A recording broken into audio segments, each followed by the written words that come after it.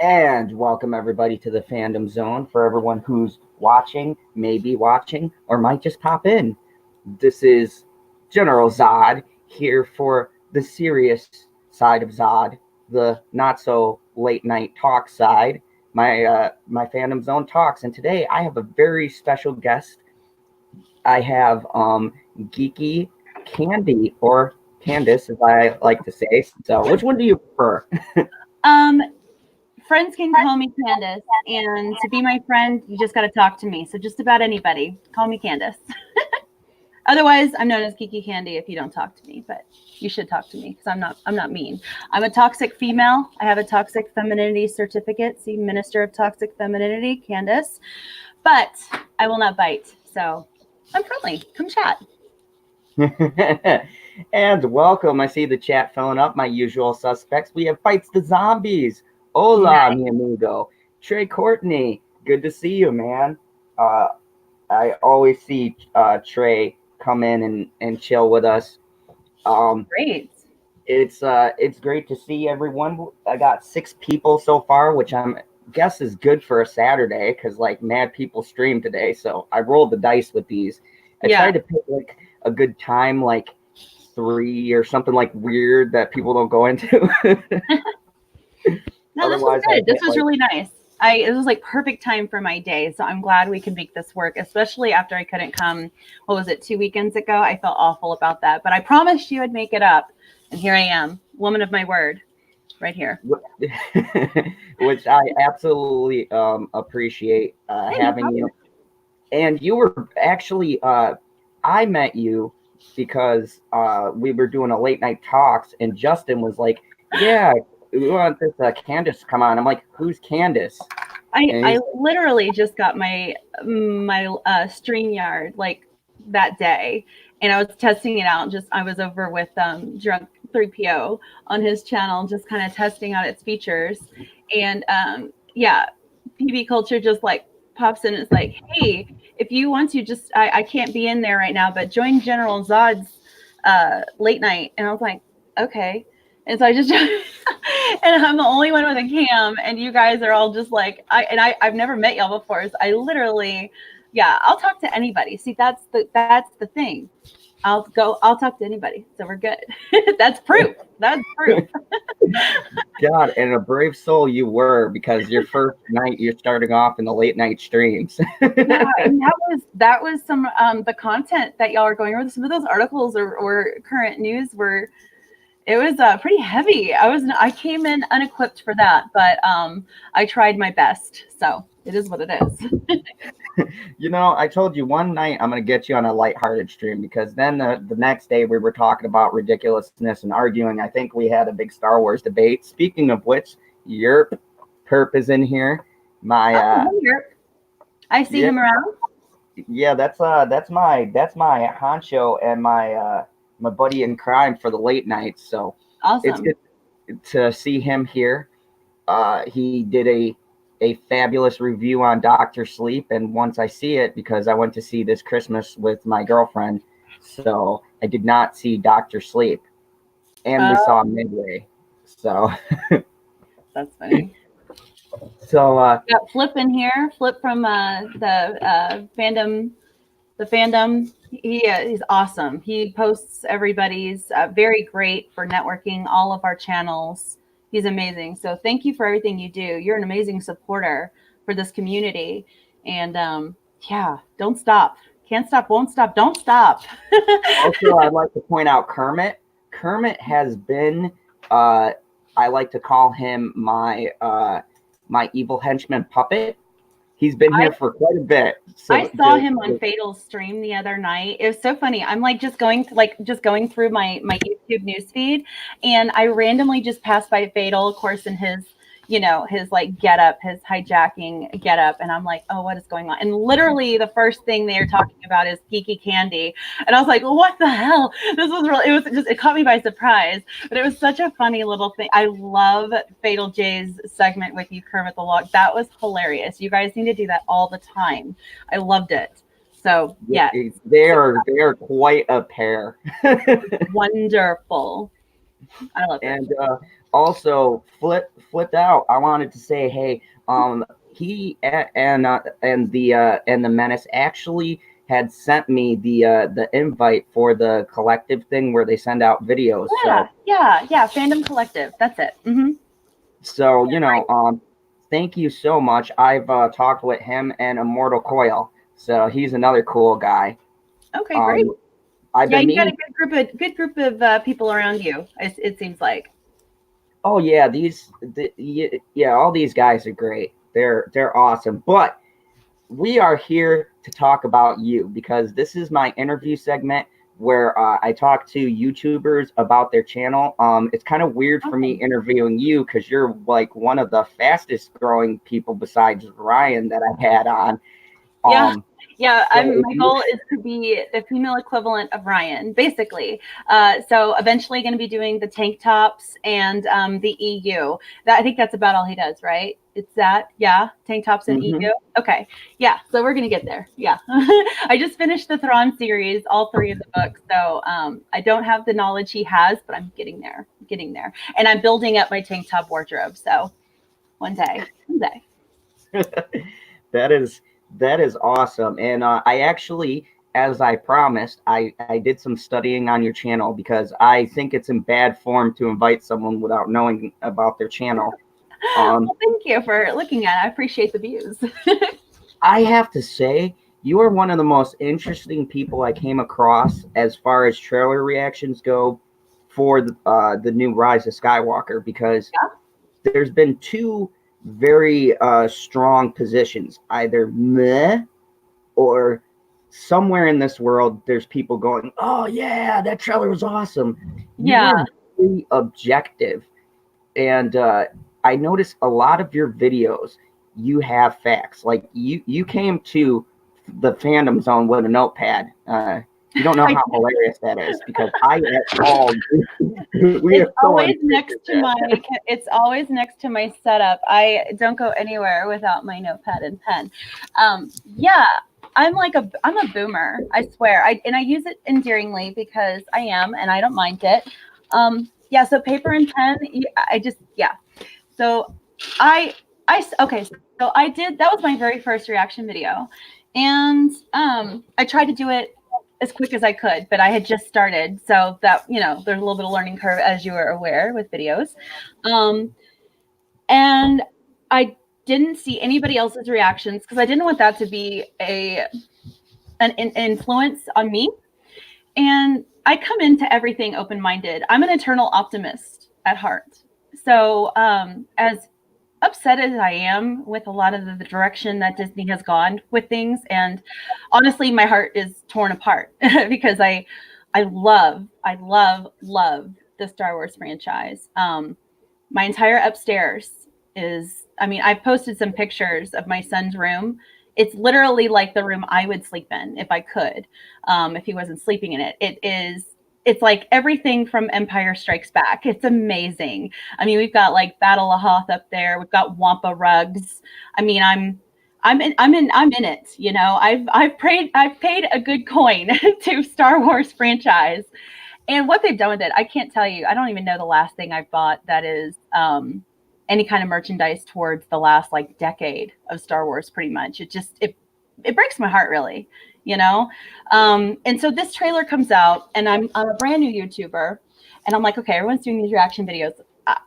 They are like super clickbaity. So I'm like, I got to do it, right? And it's one of the easiest videos to do because you're literally just watching a trailer and posting a reaction.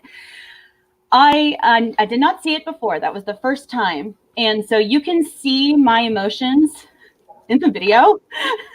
You can see what is going on in my head. Like I wear my emotions very well on my face, in my body language. I guess it's my whamminess about me, maybe, but it's hard for me to have a poker face.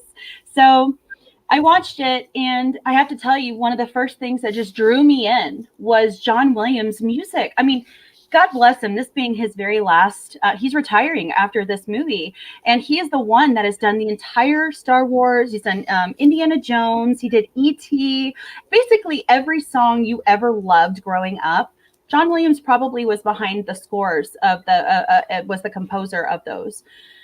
So the music there was a lot of callbacks to the originals with the musical score.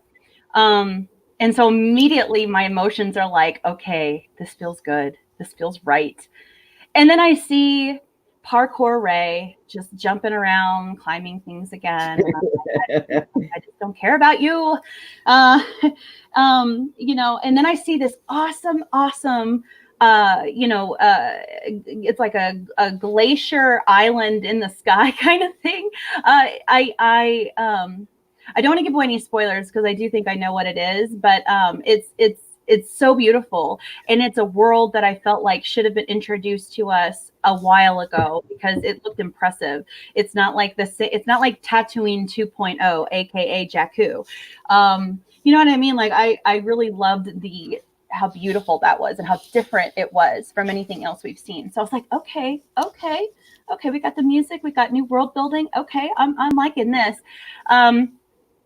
And then we see the scene with all of it was like, it's so emotional. It's like back and forth and back and forth. But then we see the scene. Oh my God, my earphones. Okay. And then we see the scene of all of the ships in the sky, just a claustrophobic mess.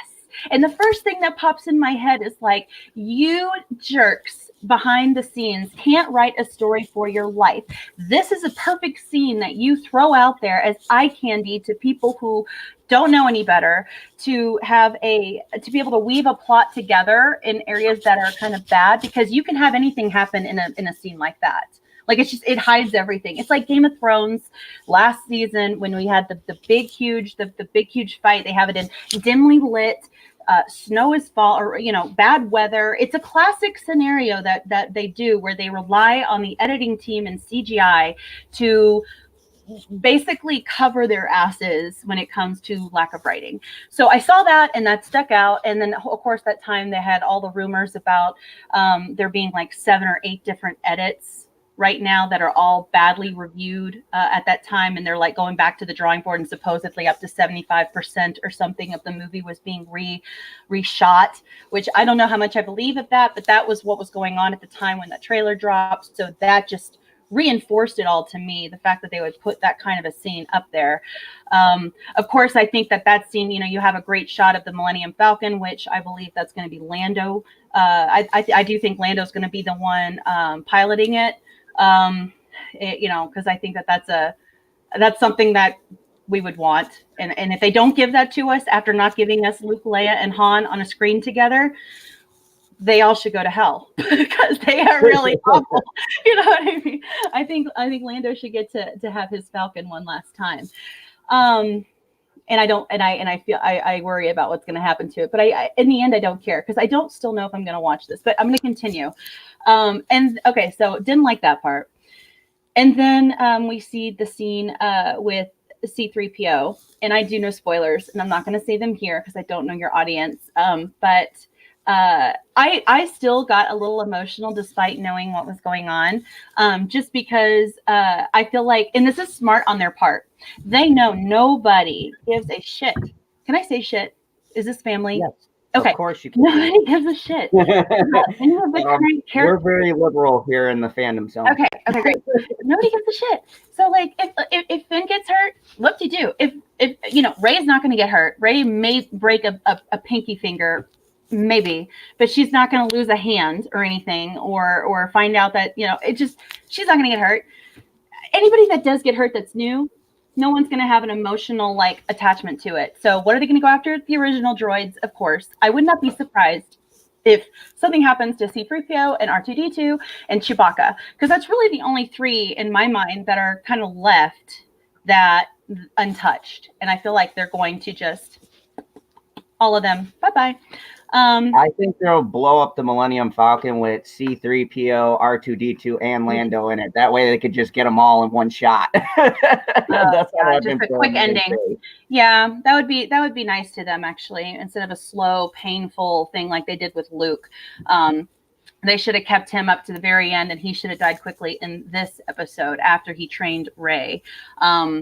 yeah. So, but missed opportunity. Anyway, moving on. And then the piece de resistance was seeing Kylo Ren looking like a wet puppy in the rain, looking all menacing without his helmet.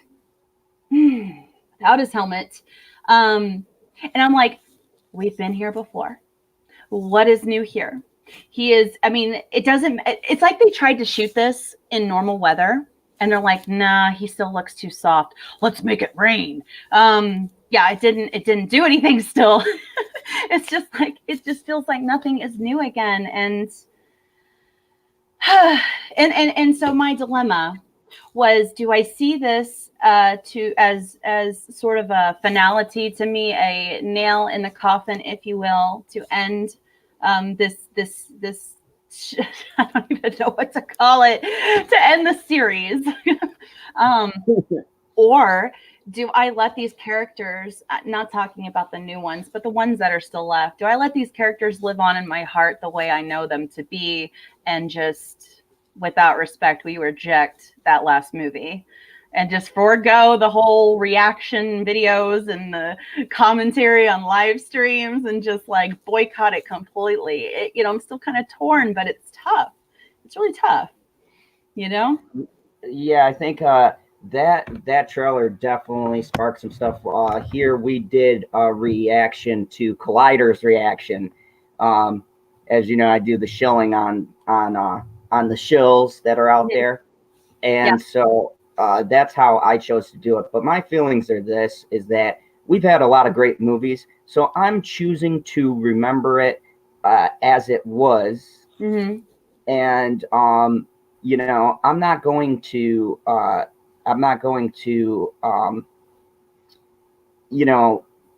choose to accept the good stuff. Now, I'm of the unpopular opinion. I like Force Awakens. I've stated several times. I still do. I don't care, even if it's out of coherency. It has moments, and I don't dig anybody who liked that movie. People got a lot of hate for liking the prequels. And now look I remember the prequel. Where we are. Okay. I don't think anybody for liking The Force Awakens.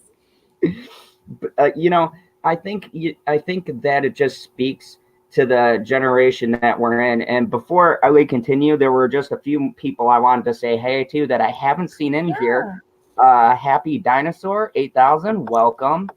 Let me see. Forgive me, my thing goes up very slowly. Second Street, good to see you in here, man. We had a lively debate about Terminator. That was hilarious. But I appreciate you, Second Street Marvel, and your opinions on that. George B.D. Lucas, welcome, and thank you for the message. Good to see you, buddy. My late night amigo, one of the OGs of the late night, LB is here. Lonely Banter. Nice. Love you, Lonely. Thank you for coming in. And we have Biden Dirty and Butterfingers. Yeah, so I think I got everyone. And real quick before I forget, I did just drop a video today. So after this stream, if y'all want to check out, it was regarding Joker though. So did Arthur, and I'm not going to say it here, but did Arthur Fleck, it's spoilers, did he or didn't he with Sophie? That's all I'm going to say. We've gone over this like in live streams and stuff. I mean, it's almost to 1 billion. I can't imagine anyone. Todd Phillips, the director, commented on it. He confirmed what happened. So, yes. Just check it out later, you guys. After we get up here. And we have Benzo H here. Welcome. Good to see you, man. But yeah, speaking of which, I see you do a lot of things. I heard someone mention, I believe it was Flipped Out, had a question of if you played Battlefield. And speaking of which, that goes to my next question. It's really weird because when you started off, you didn't have that many videos, but I noticed you game too. So do you lean more towards the gaming side or the geek side? Geeks and Gamers. Yeah, so if y'all didn't know, I am the newest member of Geeks and Gamers, which was crazy because I literally just started this whole thing 3 or 4 weeks ago. I think October 11th was my first video upload day. And I've had my entire life has revolved, and I'm not kidding, my entire life has revolved around video games. And so it's an innate thing within me to enjoy those. My childhood especially was I could probably talk hours with you just about games. But I like to think that there are other things in my life that I do enjoy too. And if I delve too much into one thing, I experience burnout and I don't want to play the game anymore. And so to keep a good balance of things in my life, I try to incorporate a lot of other things too. So one of the things I've really been enjoying is listening in on the EU Thrawn series. I did the Audible and the graphic novels for those. And then a lot of other sci-fi books that probably not many people have heard of, Children of Time and The Atlanteans and some other, I mean, they're pretty popular bestseller novels. If anyone is into sci-fi, you might know those. And then, The Expanse, I've read all of the books of The Expanse, except for the 9th one. I think that comes out next year. So I have a huge love for sci-fi. So it kind of just correlates with the gaming. It's like my yin and my yang. They both come together and form me. And without one, I don't feel whole.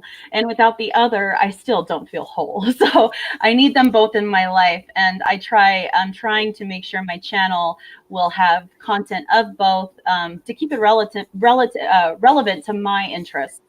So my next big game I have coming out sort of fills both of those, and it's the Star Wars Fallen Order single player. I'm going to be doing the story mode throughout. It's all story mode, but I'm going to be doing that the day it drops on November 15th. I've got it pre-ordered. Hopefully, because it's not like an online game, it's not going to have a huge, upload kind or download kind of thing where I'm going to have to wait hours before I play it. But we'll see. We'll see. But if you like that sort of thing, that is all over my channel. So that is awesome, because I like what you said about how you tailor your channel to both sides of things that you like to do. I see a lot of channels that try to cater to what is in, what's now. They try to do their videos on like the newest hype thing or what everyone's talking about. Yeah. And me myself, I've never wanted to be on that train. It's like I will talk about the unpopular thing, or like on my late night talks, we'll talk about like weird, strange articles that people haven't seen. Because I was like, I want to do something that I think is funny, that fits my personality, and that's out of the box, but it's like tailored to my channel. And I think that when people see you do stuff like that, there's an authenticity to your channel and to yourself, because you're not trying to go into, oh, this is the most popular thing. You're like, this is what I like to do. This is my genre, or this is like where I stay, and you guys can join me. And there's people who will follow that. And it's interesting you bring up the authenticity thing here, because one of my biggest worries coming into YouTube, I can honestly say I've been told before to do this. I've been told before to start like a Twitch and do other things regarding gaming. I never did it because I was nervous about not coming off authentic, because a lot of times, especially girls who have gamed a long time, I'm talking like OG gaming, right when online gaming became a thing and you started to get introduced to lots of people around, mostly the United States because of time zones. But, a lot of people would, my original tag whenever I would play anything online, like first person shooters like Counter-Strike, Unreal Tournament, Team Fortress Classic, things like that. I'd go as crazy girl. Okay. So it was obvious that I was parading around shooting people as a girl. And this was very uncommon back then. And you had to prove yourself. You had to people would be like, okay, you're a girl. You probably aren't that great. I got a lot of crap from people early on. Oh, you must be ugly and and it sucked. Okay. So I felt like I always had to really, really be good at whatever I did, because I just got like this, and I don't want to come across as like one of those women that's like playing the victim here, because I'm not. I never in my life have played the victim. I've always just taken a situation and been like, okay, this is what I need to do to get through this and get the hell out, move on and profit from it in some way. I'm an opportunist, and so I look at things as opportunity, not as potential for victimization. So I've always pushed myself. I started to join clans. I started to do tournaments. I was ranked on many games internationally. And I'm talking a long time ago. It wasn't like that one. Once console gaming came out, I started playing console, like Xbox, Halo. That whole series came out. I started to transition from PC to Xbox for a little while, and I got out of the competitiveness of it for a while. But yeah, I approach my channel with the same kind of thing. If I am not passionate about how I feel and I come off inauthentic, I don't want people to think that this is just a face on the screen telling you things for clickbait. That's not what I'm here for. If you'll see, I have a Matrix video Matrix isn't coming out for a while. I have another Matrix video I'm actually working on too. Matrix is something I've watched the Matrix series more times than any other video ever. I binged it all the time because I loved that story. It was so unique, so different for me. And I will be following that up until the time it releases and then some. So things that I attach myself to, those are things that I have passion with. And I hope that I translate that in my videos for the audience to be able to feel, because otherwise, what am I doing here and who's going to watch it? So that's kind of where I am with all that. That's an amazing mindset. And I remember when I started, I was doing my videos from the car. They weren't that great of quality, but I don't know, me just ranting, I found a base. So I found that my happy medium was that I get apparently upset very easily, and people like seeing that. So that's what I went with. But my buddy Perp actually had a question for you. He says, does Candice like anime? So my brothers were really big into, I grew up with boys. So the walls of my house dripped of testosterone, which is why I grew up playing video games. We loved multiplayer. It's all we did. I could go into detail about how crazy things were in my childhood that revolved around video games. It's like even our holidays, our family holidays, we have video game traditions. So anime was a part of that. I was into Naruto and Dragon Ball Z, and basically just kind of like those classics. I personally love, I don't know if you consider this anime, but maybe Last Airbender.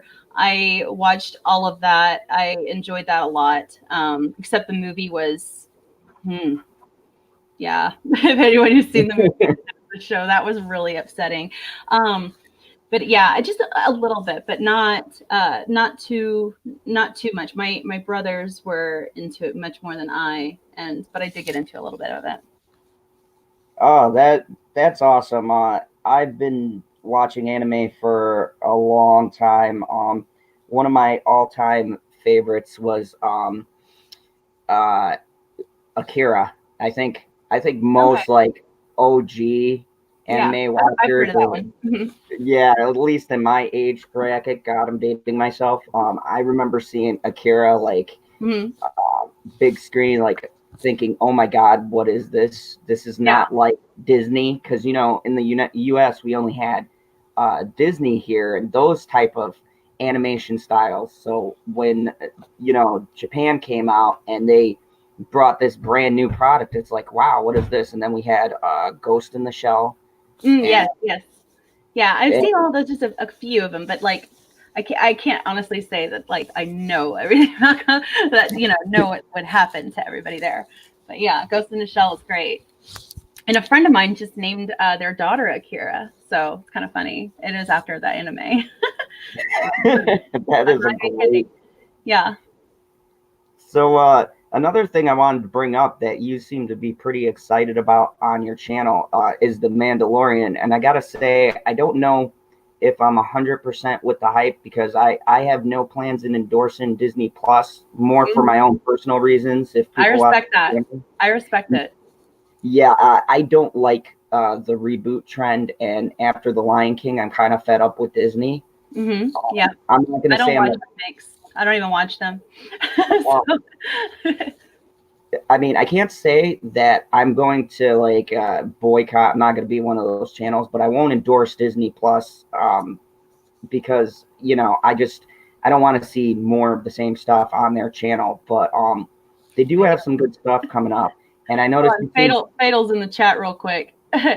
Fatal, we just talked about you and Kermit.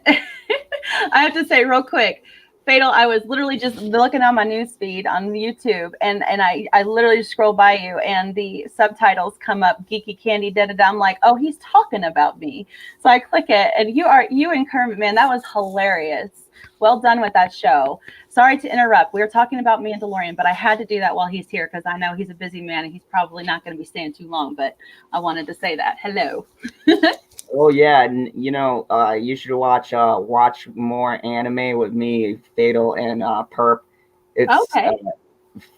Yeah, I love Fatal J. He's a great guy. Give me suggestions. I'm always up for watching new things. I'm always open-minded to new things to enjoy.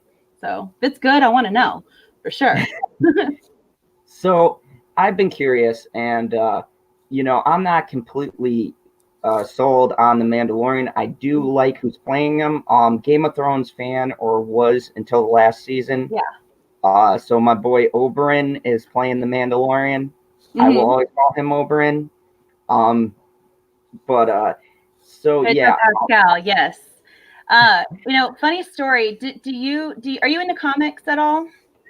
Oh, well, you see my icon, General Zod. Are you in? Have you specifically Wonder Woman? Yes. So are you familiar with Pedro Pascal, who he was just cast as in the new Wonder Woman? Next Lord. Yeah. Don't say anything here, but do you recall how his ending was? Yes. And does that strike you funny regarding how his ending was in Game of Thrones? Yes.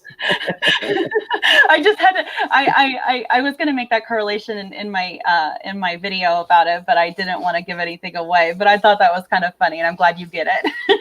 So, anyway, I wonder if there's like a type cast for that type of ending. I'm a big comic book fan. I've done a couple of Marvel, but I was only like Captain America, Spider-Man, and X-Men. I'm more DC. I like Batman, Satana, Hellblazer, or Constantine. Love Constantine. Yes. I like the dark one that is ripe for a second one. That is so ripe for one because the first one wasn't that bad. It definitely, for movie wise, there's a lot of potential for that to be reboot. And I talked to Gary about this on Nerdrotic. God, that'd be such a great one to bring back. It really would. I wish they would do it, but I don't know. People had a lot of problems with Keanu Reeves as Constantine. I think that he was the best American adaptation because Constantine is British. Yeah. And me being a fan, when I went to see the movie, I thought Keanu had the attitude that Constantine has, and him smoking and everything. I thought that was really good. Them doing it R-rated was pretty spot on. I'm really pulling, now that the Joker is going to cross $1 billion, I'm really pulling for them to do dark takes and then do like a Justice League Dark and have like Constantine, Swamp Thing, Etrigan, like all of them in like a team and just make it a really bloody, gory, violent film with the dark version of the Justice League, basically. Yeah. I would love something like that. I think that the cast was it was actually really great. Keanu, you can like his role or not, but I thought Rachel Weisz did great, and one of my favorite characters in every movie he's ever in. He is amazing. Digimon Hansu. He's just fantastic in everything he's in, and he's in a lot of superhero movies. So I enjoyed him, but it felt like I don't know. I like that movie a lot. And anyway, I hate to deviate from your original question regarding Mandalorian. So what would you like to know? By the way, I'm getting Disney Plus for free this first year, and so I know that I'm using it. So, but I'm not paying any extra for it. They're still getting money, of course, but what am I going to do? So, so it's something I need to cover. I feel like. Yeah, I feel like I'm gonna go my boy Perp or Fatal Avenue and try to find an alternate streaming, an alternate route, we'll say. I gotcha. Because They'll be I gotta say, they'll be up there. They'll be up there within 24 hours. I'm sure you'll get a great quality one in no time.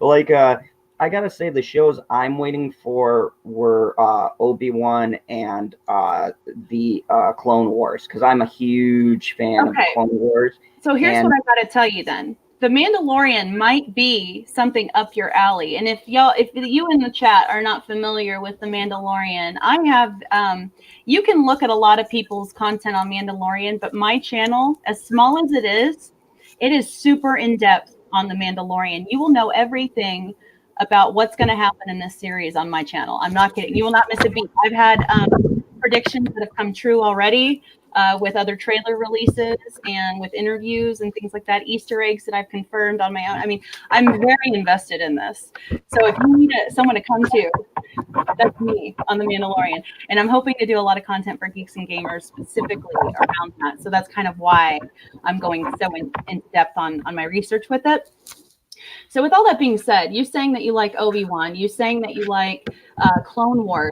Hey, I'm the same way. Clone Wars was my favorite show for such a long period of time. I was an adult watching cartoons, feeling no shame, looking forward to it every day. I loved that show. So I love it. Yeah, I'll tell you this. In one of the trailers, you see, if anybody's familiar with the trailers, the second one, you see super battle droids behind a family with a child. They're all dressed in red. The red is and I mentioned this in my breakdown. I have a 26-minute long breakdown, frame by frame, of that final trailer. You guys, that's how I get into details.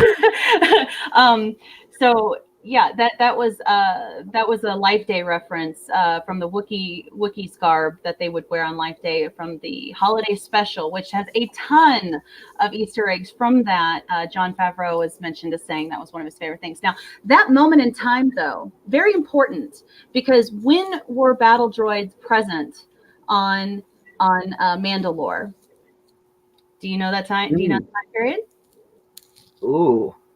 Now you caught me off guard. I feel like I should have. It's okay. I don't expect anyone to watch a 26-minute trailer review on something, but if you do, you will know that answer, and you'll know probably what to expect with the Mandalorian show. And here's what I'm going to say, and I might be wrong, but I really feel like I'm onto something, especially with the new TV spot that was just released. There's another 30-second footage clip of another Mandalorian helmet, a female one. Okay. And I don't know if you're familiar with Bo-Katan, but I think that was her that we just saw, who was also present during the Siege of Mandalore, which was the time frame that would be kind of like a flashback for the Mandalorian. I think that we saw him and his family being attacked by battle droids at the Siege of Mandalore. And guess who was present? Guess what Jedi was present on Mandalore at the time of the Siege of Mandalore? I have no idea. Obi-Wan Kenobi. He was there with Satine. Satine was the ruler at the time. And so if you want a great point of and Darth Maul, if you want a great point of convergence with both of these series, a flashback with a potential cameo for Obi-Wan, that's where to do it. And they said there's going to be a big spoiler in the beginning of this first episode. I'm wondering if we're going to have anything regarding the history of our Mandalorian regarding the siege, be that spoiler. So to go one step further now, okay. So the next trailer we saw was a 30-second clip, and we got to know a new special assassin, or an assassin. Her name was Fennec Shand in the series. And it's Ming-Na Wen, who used to play Melinda May on Agents of S.H.I.E.L.D. I didn't like that show too much. I liked it sometimes, but her character was pretty interesting. She is a badass, and she's going to give lots of badass on that screen, and I don't mind it. But the big kicker was finding that Mandalorian helmet that looked like a female Mando. And the most prominent female Mando during that time period is Bo-Katan. And she is known in the lore to be a huge backer of the martial arts history, the fighting history of Mandalore. I'm wondering if she's the one who saves our Mandalorian during that time as a child and raised him to learn the ways on how to become a fighter as a Mandalorian. How's that for spoiler? Potential spoilers. Well, I will say this much. As far as selling this show, excellent job, because now you got me more intrigued with that. Check out my videos on it. I'm telling you, it's surprising the kind of details that Jon Favreau has gone. He has said over and over, this is a love letter to the original trilogy. So originalists such as myself, there are so many callbacks to it. There is a lot of, and I know that Disney's notorious for pulling at your heart, and they know how to market something, and I get that. I like Jon Favreau. His stances politically have been like pretty interesting. You know, the whole Martin Scorsese thing became super politicized about his feelings on the Marvel movies not being true cinema, more being akin to theme parks. Favreau was one of the first to come out and say, "Hey, listen, this guy's like a legend. He paved the way for people like us. He's entitled to say whatever the hell he wants." That's not word for word what he said, but it is what he said. So. And he brought on Bill Burr, random cast, Mandalorian as a outlaw, with the guy with the shoulder thing that comes out if you see the trailer. Comedian Bill Burr was notoriously he is hated in SJW circles because of his stand-up, the stand-up show, The Paper Tigers, where he goes up against SJWs. That's the entire show. All right. Why would you hire someone like that? You're encouraging people to not like you automatically for hiring someone like Bill Burr, and yet he did it. So I feel like just little things like that, they give you glimpses of the kind of director that Jon Favreau is, and it excites me. So I like that. And I could go on and on. I can tell you a ton more of great things that you can look forward to about this. Even if the plot line becomes lacking, there's some really cool stuff in the background in the production that's pretty interesting. So I do like that. Well, let me tell you something. Excellent salesmanship there, because I'm slightly now more excited than I was. I like anything that connects back to the old. Especially, I was one of the people who was a huge fan of the Clone Wars. Mm-hmm. I liked the mythos. I'm a huge fan of Cowboy Dave. So, I like all the stuff that they did in that time period. And I remember, people are like, well, the new trilogy is not as divisive as the prequels were. And I go, no, the difference was we still had a split. Like, EU hated us because they were like, oh, this isn't like a book. And I'm like, oh, this is a movie. It's not the same thing. But anyways, I digress. I know that there was a split when those movies came out, but it was more of a friendly rivalry. It wasn't like bitter vitriol venom, because YouTube and Twitter and them weren't as big as they were. And I think people are highlighted more by the split because of the fact that social media is such a big thing now. And we've had time as social media has progressed. We've had time when social media first came out, everyone was still finding like their identity on social media. And now we're at a point where most people have found their identity on social media, and they've connected with others who are like-minded in that identity. And so we have now communities. And when you have communities and mass voices being able to reach each other in these ways, it intensifies the overall dialogue. And that's why we have what you have with the divisiveness in the fandom, with the divisiveness of, the movies coming out and things like that. And it kind of grows on each other as you progress through the years, because more and more people, are coming into social media, and over the time they find these groups, and for better or for worse, that is the result. And so it's tough, but it's going to take both sides to be able to come back to civility. And people can say, yeah, I can do that, but for an entire community to be able to have that feeling of being able to do, I don't know if that'll ever happen. I'm an internal optimist. I like to think so, but who knows? I think the best, when it comes down to it, it's going to be where the money goes. Who's going to be spending money on what? That's what's going to dictate what comes. Yeah, so and people are going to say what they want to say about it. Which brings me to my next thing. You're part of Geeks and Gamers. Are you ready for the hate? Because I noticed it doesn't matter what you do on that channel. I've watched Jesse Milestone, and Odin is one of my favorites. I've been following. I think I followed Odin before Jeremy, because I like his movie math. He's actually been out here on the channel once. A while ago, we talked about back when Captain Marvel came out. He's awesome. I got to hang with him on Gary's channel for Friday Night Tights a few weeks back. That was really fun. He's awesome. Oh yeah, he's such a level, down to earth, really nice guy, and it's amazing, like the hate that anyone associated with Geeks and Gamers gets, or just the Phantom Menace label in general. Yeah. The hate from really ignorant people. It's funny. My first tweet about when it all came to when we decided to announce that I was a part of the team, I wanted my first tweet to reflect that. And so my first tweet is, well, I guess now that it's official, I can expect a lot more blockchains in my future. So my Twitter is like a month old. And I think I'm closing in on maybe 750 or 700 something. I don't even know. But I remember within the first 5 hours of having my Twitter, the first 5 hours, okay, I don't even know how this thing works. And I literally got on it because I was really interested in communicating with these people that I watch their videos all the time. And I know they're on Twitter. So I wanted to be in that place where I can talk more to them. And I liked a post by Jeremy, and I got blockchained by Star Wars Explained within 5. So that was my very first time being blocked. I never tweeted anything. I just liked something, and I was blockchained.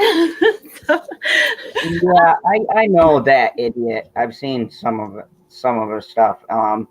I'm not a really big fan, and as you probably guessed from my show or just watching us go at the late night, I'm very delicate about people's feelings.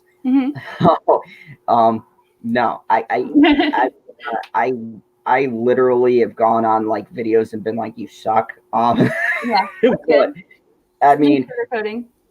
No, I don't believe in sugarcoating. I can't even do it in real life. Like if someone makes me upset, I yell at them in real life. The poor vendors at my job. I traumatize some of the new people, but that's just how I am in real life. And I don't mind people's opinions. And here, especially in our late night talks, I'm like, you know what, chat, interact with me. Call me out on things like that, because I like the interaction. I respect people's opinions. But what I don't respect is people making a statement that's just stupid, and it's devoid of facts or reasonings behind it, or it's not logical. It's just, oh, you suck. Well, that's broad. What does that mean? Or, oh, they just block you, and it's like, well, why are you blocking me? Because I stated my opinion. If you have your own opinion, why not just counter it? We've lost the art of discussion. We've lost the art of doing what we're doing right now and sitting down and talking about things. people have become very closed-minded, and it's I all think like, I'm blaming the oh, character I'm right. limit that Twitter has to that partially, Oh right? yeah, the Twitter wars have been the Twitter has been nasty. I got sucked into a thread with Rymphimous, and she's just an evil harpy on Twitter. And I remember like it wasn't even her who responded back, but like she's got like something like 2,000 Twitter people. I don't know. She's got a lot, and like these mindless drones come in and just start answering, and it's like you're you are so unintelligent that you can't respond to a comment that I place towards you. You got to get your little mindless drones to sit there and say rude and stupid things. Not even facts. You're just like attacking people, Mm-hmm. and I think that's the problem that Geeks and Gamers has. Like I've read some of Jeremy's comments in his videos and things like that, and I'm just like, wow, like people are really this stupid or unintelligent, Mm-hmm. that they can't form uh, a smart or intelligent disagreement. They have to Yeah, go and we're not the ones that can change that. And that's the thing. I think that's what is going to bring it back to your question regarding how are you going to handle the haters. So to me, a hater is just someone who doesn't understand. I think if all of us took the time to understand, there would be a lot less hate. So sometimes we have to accept that it's not our role to help people understand as much as we want to. Sometimes it's just a waste of time and space. And honestly, my life doesn't cater to extra time towards that. And so I've gotten a lot of hate already, and but most people probably don't realize it because I ignore it completely. I take the Gary approach to things regarding that. So far, so good. I've had people make a video about me and other people already on YouTube, spouting some hateful things. I've been told some pretty nasty stuff from other girls too, but it's not. It again. I can focus on like those few, or I can focus on the fact that I've gotten 1,200 subs in a month, or that I've gotten, however 700, followers in Twitter. There's ways to view things here, and if we consistently focus on how we can bring others like to change their mind to our beliefs, then we're never gonna be able to keep pushing out good content that would, I guess, like naturally bring more people to us. So I feel like that's the route to go. And as you have more and more content, I think more people are going to see more diversity to your likes and what you believe in and things like that. And you're going to find more common ground with more viewers. And so that's going to be what ultimately turns people to, okay, I'm not going to spend the time hating on this person. I may just scroll past them this time, but that person said this about that and I kind of like that, so I'm just gonna, I know it's like a second in their brain that they think that, but I think that's a mental process that most of them go through. And so it's just a matter of prioritizing my focus on content versus the back and forth of with bitterness. There's no need.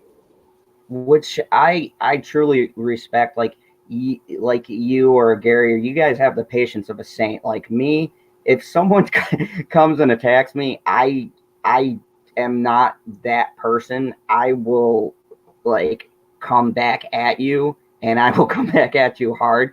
And I'll be logical at first, and then if we start slinging mud, then I can get in the mud with the best of them. Yeah. But I do envy your stance because, in a way, your stance that you're taking is more of the logical, drawing people in through winning the debate, which I think we need more of. Like, don't get me wrong, arguing with people for me, I feel sometimes is my whole reason of being. Like, if I'm not pissed off on my stream about something, I feel kind of out of place. Just like my vent is this.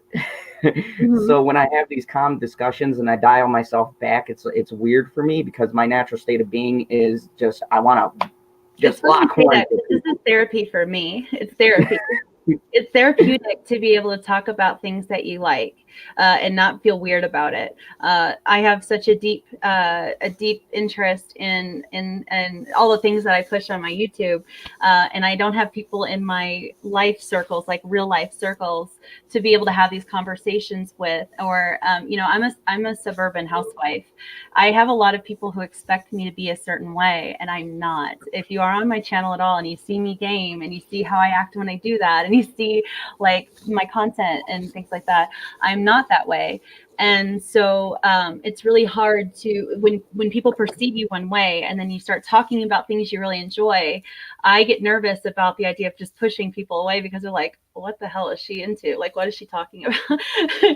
So finding an online community like the Fandom Menace and being able to speak about the things you really enjoy and be able to do so passionately, that's my therapy. And so that's my focus when I'm here, which is why it helps me whenever somebody does have a weird quip or hateful thing at me. I'm just like, it doesn't faze me, because it's not why I'm here. It really isn't. I'm here because it feels good for me to be able to voice things passionately. And if I can't do that with a hater, well, then they're irrelevant to me. And that's where I am. Which is such a great, that's such a great attitude to have, and honestly, I envy all you people who could do that. I love what Second Street Marvel said. He said, "Ha, I'm the same, Zod." Yeah, there's some of us out there that like revel in the conflict, and I think Jeremy does great with that. And that's his thing, and that's fine. I don't dog anybody to do that. Like, you do you. What's good for you and your mental space, what makes you feel good, that's your thing. For me, it just doesn't. I'm not wired that way. Sometimes I wish I was. Sometimes I wish I had a real easy way to like explain something to someone as to why they're wrong. I wish I would, but most of the time I can't come up with something quick enough, or there's not enough characters to do so, or they would post some really mean meme saying, "Haha, didn't read." So I'm like, okay, that's very much, what can I do? I can't do anything about it. But I think you got a great way of combating people with using your notepad and your facts, and like even like when you're excited and how you explain stuff. And I think that is that's great, because it's good to have diverse range of people that do different things and do them well. Mm-hmm. And I've been lucky enough to like be in the collective, and being in our group chat and KOTOR and stuff like that, and seeing mm-hmm. how different channels and people and how they all handle things. And I did a lot of streaming across with other channels, not so much these days because of doing my channel, but just watching how everyone interacts. I like to think that I have learned something unique from each individual person, and kind of taken that and try to adapt that. And it's sometimes nice to have someone on like you who's very laid back, and you're just kind of like, they're gonna say something, but I'm just gonna let them. I'm not gonna do the emoji war and try to go. If I give them a response, half the time that's all they want is that response. And sometimes you're the winner when you don't give that to them. So I don't know. That's how I feel sometimes. And and it's great because like I think that it's good to have people like you, people like me, people like a Jeremy, things like that, because I think now is a great time for YouTubing and seeing the Menace and the collective and everyone doing their thing. And it's good to see people to have a bunch of different options. Like you're not stuck. Like I'm sure no one remembers YouTube back in the day, and me and Jeremy or Justin Proper and a bunch of other people, we were talking about what YouTube used to be. And it's so awesome to have this group and know that everyone doesn't have to do the same thing. You can jump in and out of my stream. You can jump into your stream. You can jump into, anyone's, and you get something different. Yeah. And I think that's the important part, is that different voices now are being heard more than ever. Mm-hmm. And it's good that you bring a unique kind of perspective. Thank you. You got you're very factual, and you dig up a lot of stuff, and it's clear you do your research, which is just awesome to see. Yeah. I mean, the fact that you came to a notepad in my late night talks, I still laugh about that, because I'm like, wow. This is the most chaotic stream ever. I've never had I anyone didn't know with what I was coming into, and so I had to have something just in case, because I'm one of those people that I'm always prepared. I cannot go into anything just blindsided. I have to be prepared. I'm a planner. I make plans for my plans. I'm a planner. Okay. So it's you know, it's just one of those things. I wanted to come on to YouTube with a strong presence. I wanted to have a known personality, and I wanted people to know, take comfort that I am not fake. I'm not putting on a facade to try to get clickbait. I am who I am. And if someone doesn't like it, I don't change myself for them. I'm authentic to myself. And if that translates well enough for people to want to watch, that's great, because it's not going to change. If they don't like it, there's other people in the Fandom Menace or other elsewhere they can go turn to, and that's what's so great about having this community with, like you said, so many differences of opinion, of voices, of perspectives, and approaches, and how they do their content.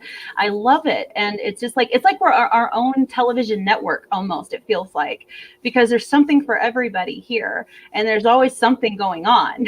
So I don't watch TV anymore. I look and see on my YouTube who's online, and I click on and I watch them, because they're authentic. They're not shills, and they're here for their viewers instead of here for their corporate overlords.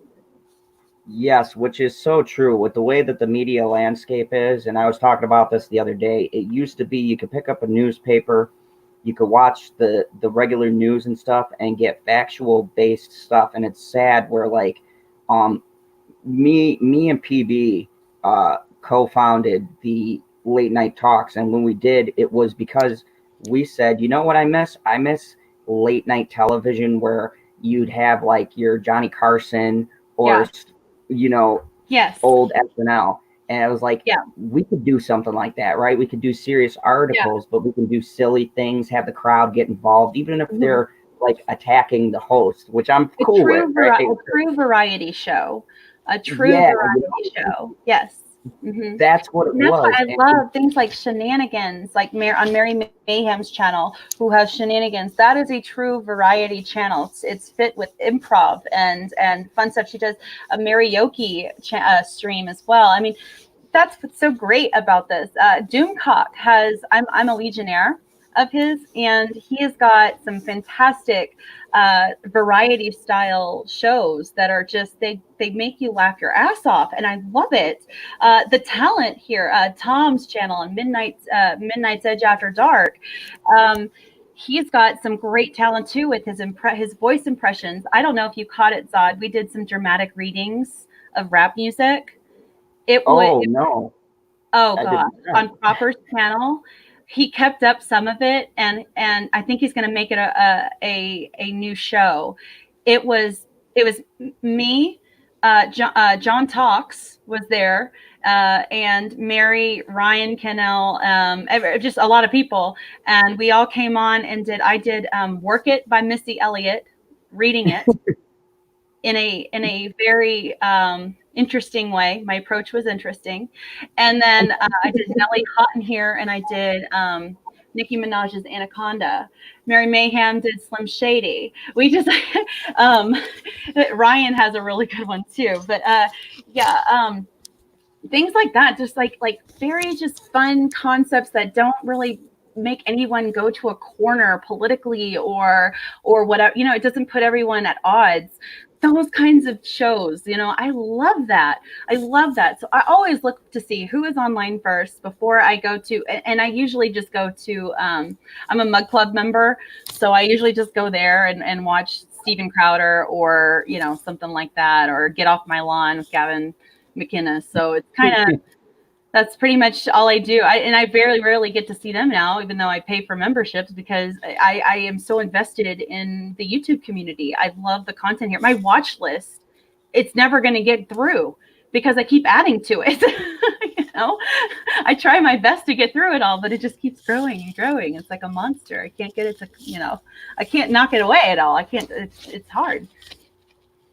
Yeah, I mean, just such a great community and so many great things going on. And, shameless plug to myself. If you've been enjoying this interview, hit that like button. And if you're new to my channel, hit the subscribe button. All right. So speaking of shameless corporate plugs, but yeah, I feel really lucky, like, having you guys on and being able to talk. Like, I enjoy knowing, like, the creation of channels and of what you guys had in mind, because I remember my creation, and it's cool to see in reference to like how you start to like how someone else starts, and what the motivations are. And it's kind of funny because it always comes back to being passionate about what we're doing and being fed up about what's being done. And I think that's the kind of connective thing across each of our channels, is that we all do agree, whether we like or dislike different things, we all do agree. We are fed up with the way that the corporate Hollywood machine is running things. So we're ultimately contributing something to something larger than us for positive change. And that was my whole reason for doing this. It was funny. My husband was watching. He loved Jack Ryan, and he was waiting forever for season 2. And something happened in the first episode that he's like, "Oh no, they didn't. They didn't." It went woke, and it broke his heart. He was so mad, and that was when he had the realization of why I'm doing this, because it finally hit him in an emotional way, like things have with me, with so many of my franchises that I've enjoyed it over the years. He gets it now. And it's like, I think that it's a huge movement. They are hearing us, obviously. I mean, there are articles being made about many of us that, like, in mainstream media. Of course, they're not favorable, but the fact that we're in there, that we have their ears. Okay, they're hearing us. That's amazing. And it wouldn't be like that if we didn't have the diversity and opinion and the range and voice that we have, because it takes all of the voices, all of the range, for us to be able to, have this like huge community. If it was just isolated to a few beliefs, it would never have grown the way it has. So that's why I'm just so thankful to have stumbled onto it this year. Like, literally the beginning of this year, I was lurking everybody's stuff. And at some point, I think it was like at Game of Thrones, I was like, F this. Like, just seriously, F this. And then with Star Wars, I was just like, God, I need to be present in this in a new way. I need to contribute to this in a positive way. And so things just happen to fall into place for me to be able to do this. And I'm just thankful that I have the opportunity. And what a great show you have here, to be able to show people in the fandom a starting point for a lot of people, so that if they don't know who this person is, or, you can come back to this video or any other person's video and know exactly who they are. It's great thing to do. Oh, so we're doing it. Thank you. It started out as Lee Talks, and I've actually had Mary Mayhem, Chris Knight. Me and Chris have done a lot of stuff together. He's a great guy. I love Chris Knight. Nice. Yeah. I've been lucky to have a lot of people go, yeah, I'll come on your show. I've got a bunch of other people that I have planned to come on. And it's great that you guys are allowing me to be that middle point for people to see, because I don't got a lot of people, but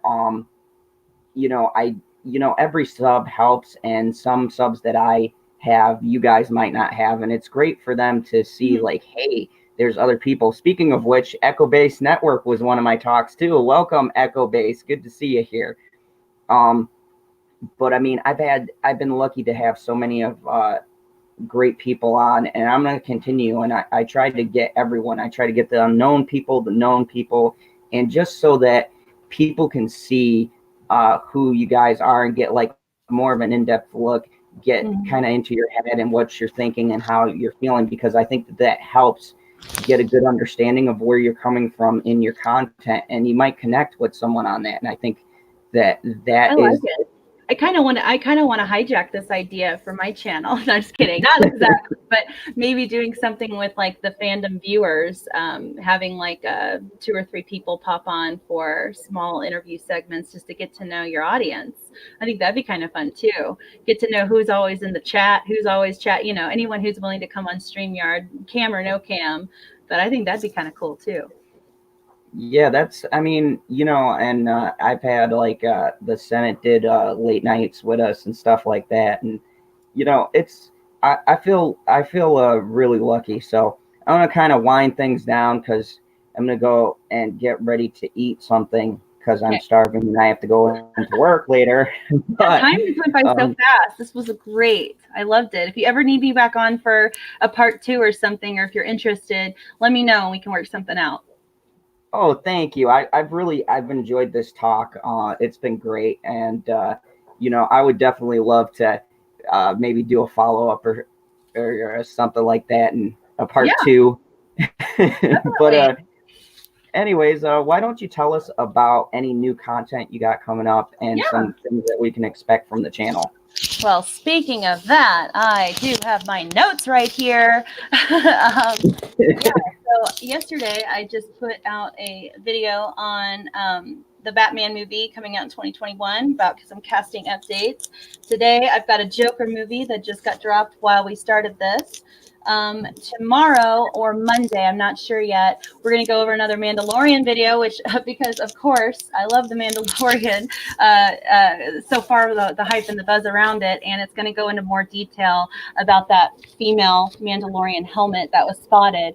I don't think you're going to see that on many other channels, so yeah, I'm excited about that one. And then I've got in the mix for this next week, we're going to be talking more about Universal Studios Nintendo World. Some really great stuff there if you like theme parks. I'm a big fan of Universal. I'm going to go there again in Orlando in December. And then I've got another Matrix video coming out next week too. So at some point I'm going to do a Geeks and Gamers video, but I do not know when. I'm a little nervous about that. So I'm not sure what my first one's going to be or when I'm going to do it, but got to do it at some point. Maybe y'all can give me ideas. Send me hot tips on ideas, guys. I would love that. Oh, and you can follow me. You're going to do great.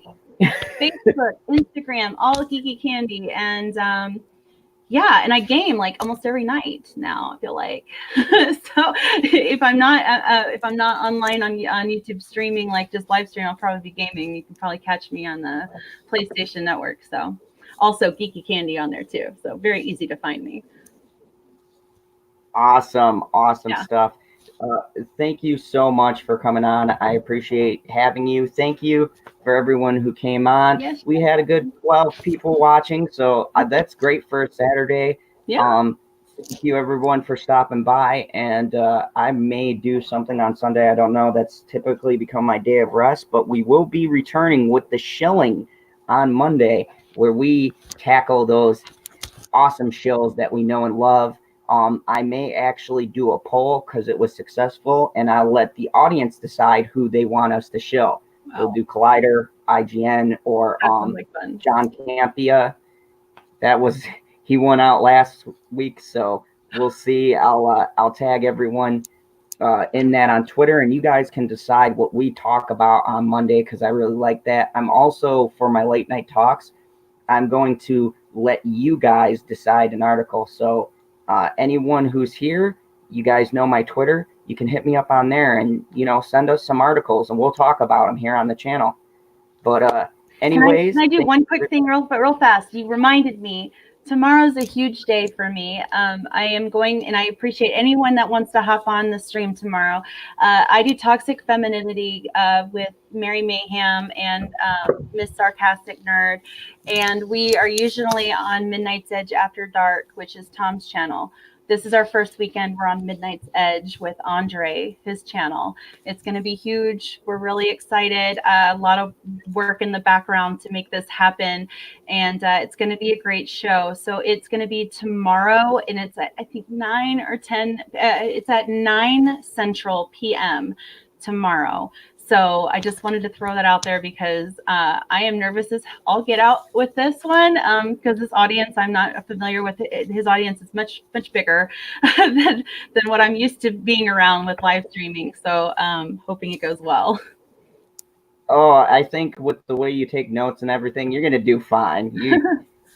I mean, I come off the cuff for a lot of things, so your way is a lot more structured. I just say Yeah. what's on my mind. Sometimes that works out, sometimes it doesn't. So, Yeah. Yeah, it's a hit or miss, but it's authentic, and that's good. And that's good. That's good. So, as always, thank you everybody for stopping by. And remember, here in the fandom zone, the one and only rule, if my banner ever decides to come up, there we go. Kneel before Zod.